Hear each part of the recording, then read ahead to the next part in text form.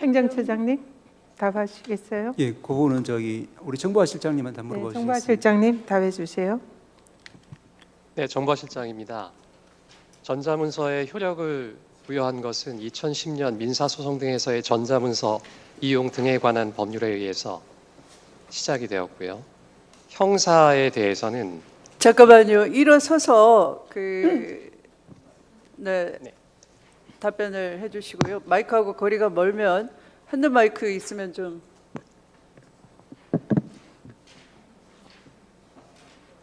네, 정보실장입니다. 정보실장 원호신입니다.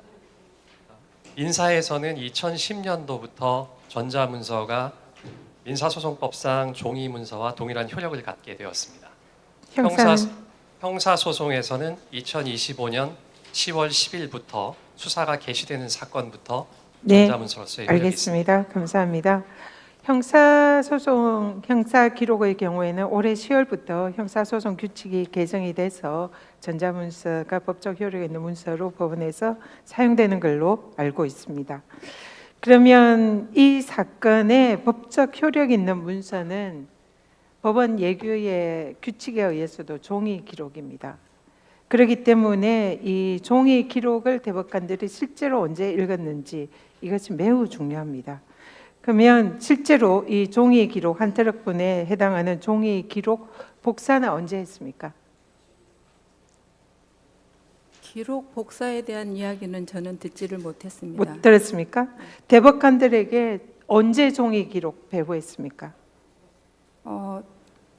대법관님들에게 종이 기록을 그러니까 이 사건의 기록은 3월 28일 접수되었고 그게 금요일 지금 제가 얘기했지만 법적 효력이 있는 문서는 종이 기록입니다. 대법관님들에게 언제 배부되었는지 여부는 그걸 저는 모릅니다. 지금 재판부 국장님 모른다고 그래서 아까 제가 실무자를 배석을 시키라고 했는데요.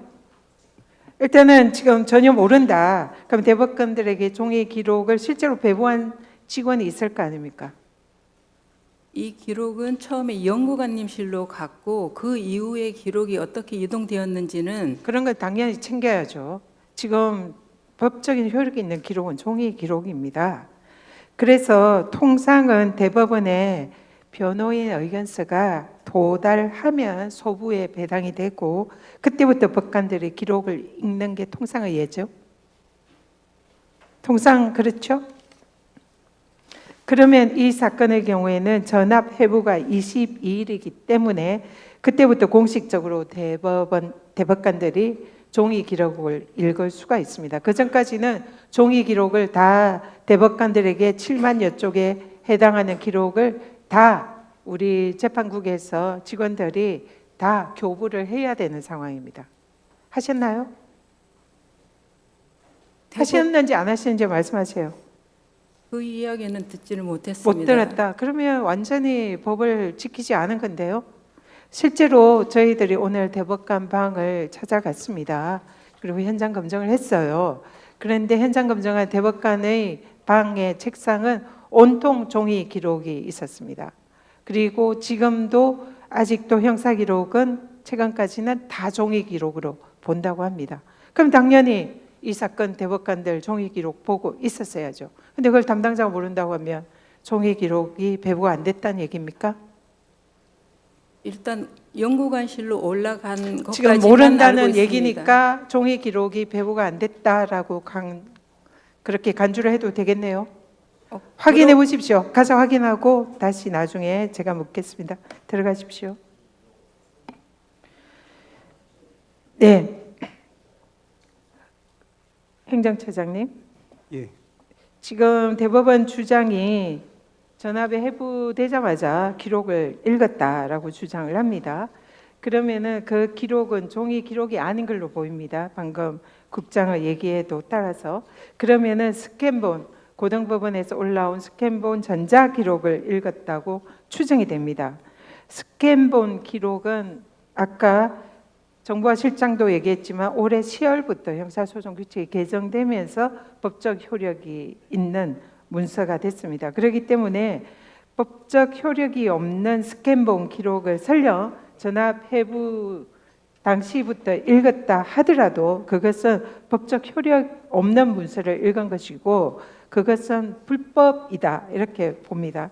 그래서 이런 불법적인 스캔 기록을 대법에 회부되자마자 누가 그것을 대법관들에게 읽으라고 지시했느냐? 누가 했다고 생각하세요? 한 가지만 먼저 말씀을 좀 드리겠습니다. 제가 묻는 것만 답하시고 그 다음에 말씀하십시오. 제가 보기에는 그 지시를 할 수 있는 사람은 조희대 대법원장밖에 없습니다. 재판에 대법원의 소송 기록이 접수되자마자 전압 회부도 되기 전에 이미 대법관들에게 스캔본 기록을, 만약에 법원 판결문이 사실로 믿는다 하더라도 읽은 것은 스캔본 기록입니다. 그거는 종이 기록이 아니기 때문에 불법이고요. 그러한 불법적인 지시를 한 조희대 대법원장은 만약에 그것이 사실이라면 직권남용이다 이렇게 생각합니다. 어떻게 생각하세요?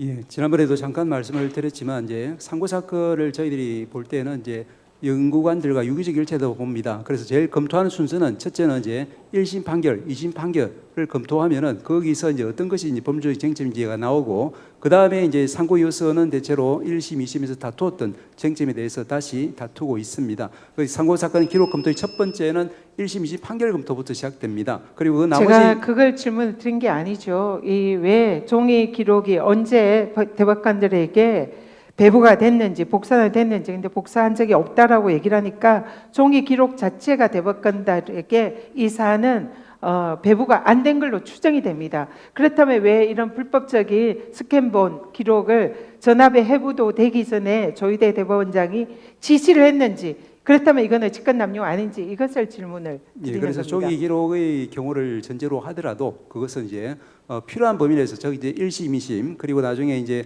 그 상고 요소를 통해서 이제 압축되는 법률적인 쟁점에 대해서 법률심의 상고심으로서 그 필요한 부분에 한해서 이제 필요한 종이 기록 부분을 보기도 하는데 이 부분이 이제 예를 들면 연구관들을 통해서 보고서를 통해서 이제 그 사실관계를 정리해서 보기도 하고 또 필요한 처분 문서라든지 중요한 부분을 직접 이제 제가 묻는 질문에 대한 답을 하시는 건 아닌 것 같고요.